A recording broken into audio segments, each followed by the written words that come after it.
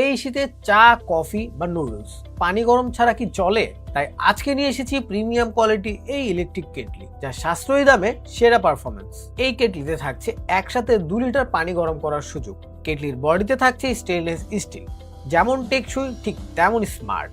এটিতে আছে powerful heating element, যা মাত্র কয়েক মিনিটে পানি ফুটিয়ে ফেলবে।